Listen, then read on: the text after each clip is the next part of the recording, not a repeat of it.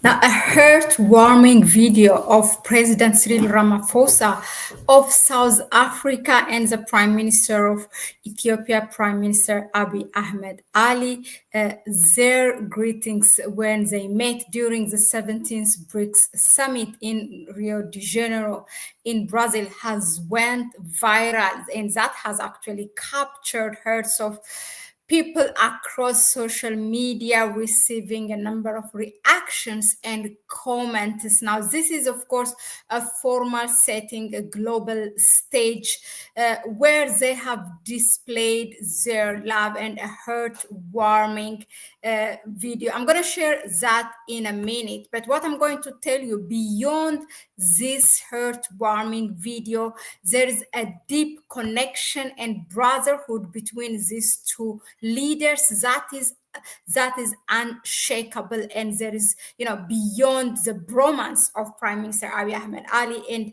President Cyril Ramaphosa. That's what I am going to present to you today. Let me just play the video for you. It's just like 1 minute, if I'm not mistaken.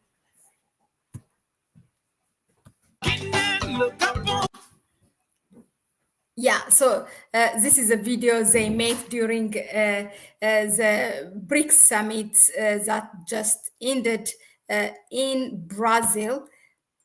Look at it, even fixing the tie, and it seems a very deep conversation, that some kind of good news that they are sharing. I can assume what went in this conversation, but let me just come back to it later on. Yeah, so that was it. This is what went viral in this BRICS summit. Look, Ethiopia and South Africa's relationship historically, it will go, it goes back very during the Nelson Mandela time, before even he became president, when he came to visit Ethiopia, and he wrote something really about Ethiopia, like that says, look, from his autobiography, Ethiopia always has a special place in my imagination, and the prospect of visiting Ethiopia attracted me more strongly than a trip to France, England, and America combined. I felt I would be visiting my own genesis, unearthing the roots of what made me an African. That was quote close. That was from his autobiography that he wrote. And Nelson Mandela also has received military training in Ethiopia. He also, the Ethiopian government at that time, the emperor, has issued also a passport for him, as he didn't have one. So a number of things. Now, what made Abiy Ahmed Ali and Cyril Ramaphosa pick this relationship? It's for two reasons that I say it is unshakable. Number one, during 2020, South Africa has intervened and led the negotiation between Ethiopia and Egypt in the Grand Ethiopian Renaissance Dam talks. That was 2020. The second one comes in 2022, while Ethiopia trying to end the war or the conflict that was in its northern parts, the Tigray war, that was again led by South Africa, and in fact that peace accord was signed in Pretoria. Now I'm gonna go in detail into this. Now, the first one in 2020, it's not just like that South Africa, because it wanted to intervene between Ethiopia and Egypt, that it intervened. No, first of all, during 2019, around in April or something, the Prime Minister of Ethiopia has visited, like a 3-4 days visit in South Africa, and in that, he has officially invited Cyril Ramaphosa to lead the negotiation between the two. It was a time where, this tension negotiation or talk over the Grand Ethiopian Renaissance Dam has reached to its climax, because Egypt, despite that these two countries, both Ethiopia and Egypt, are located in Africa, but Egypt has opted to take this matter to the United Nations Security Council, to the United States, to European Union, to the Arab League, everywhere except the African Union. So that is what Prime Minister Abiy Ahmed tried to do, to bring back this talk where it belongs, because these both countries are located in Africa, and in addition to that, there is this African solution to African problems, which is part of the Agenda 2063, in which all countries are supposed to follow that. So he invited him personally to lead that negotiation. And fortunately, in 2020, every year, an African country becomes a chairman of the African Union Commission. And the African Union, not the African Union Commission. So Ramaphosa in 2020, in February, became the chairperson of the African Union. So that is when the things started to speed up. It was very tiring, because the matter goes back and forth, but Ethiopia has were committed that if there is anyone or any place that we have to discuss about the Grand Ethiopian Renaissance Dam, it should be in Africa, and it should be mediated by an African leader. So that's what it tried to do. And South Africa, fortunately, Cyril Ramaphosa has taken that matter into his own hands, and he has led with his team as well, and including the African Union itself.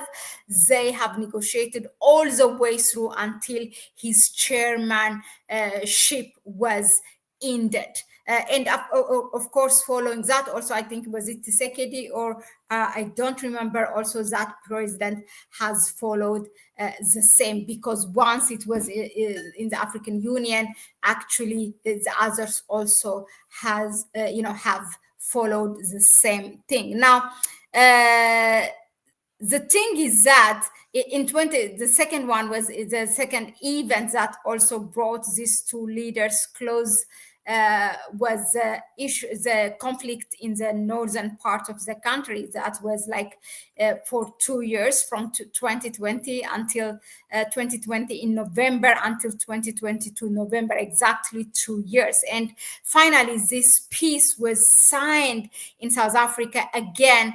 I don't know if those of you, if you remember, during this conflict, the Prime Minister of Ethiopia was able actually to mobilize support from the global Pan-Africans or global Africans, I may say, because the West really wanted to take this matter in their own hands and to meddle in the affairs of Ethiopia. And they were actually, with no shame, equipping, whether it's in terms of weapon and the media war, they were supporting TPLF, which is the force in the northern part of the country, that is the Tigray People's Liberation Front. So Ethiopia really wanted to take this matter to the African people, and it has actually, the Prime Minister was able to champion this again, what we say, the African solutions to African problems. And Ethiopia the government has got a broader support, and that gave birth basically to the No More movement globally. African people were protesting against West meddling in the affairs of Ethiopia, and to keep the sovereignty of the country, because a lot was, as much as there was a battle on the ground, there was also a media war. So it was in that time, again, Ethiopia has turned to the Prime Minister, to his good friend, to President Cyril Ramaphosa, and asked to lead, to bring back this peace talk back to home.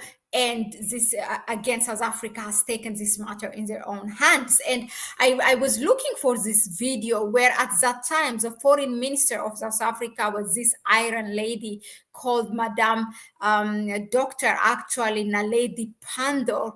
She was an Iron lady who talks about Pan-Africanism unapologetically. Also, she holds that foreign minister position in South Africa. And in her speech during that time, this was what she said. I'm going to share that peace negotiation, as a peace accord deal for you in a minute. And this is what she said.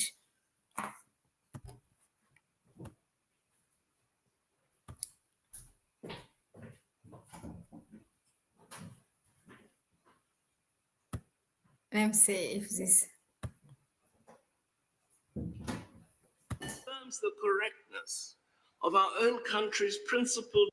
After 2 years of conflict, Ethiopia's warring sides have agreed to peace. The cessation of hostilities comes after a series of meetings backed by the African Union. This agreement signals a commitment to ending the use of force to settle differences and disputes, and confirms the correctness of our own country's principled policy position that political differences are best resolved through meaningful dialogue and diplomacy. The conflict began in November 2020 when Tigray forces carried out attacks.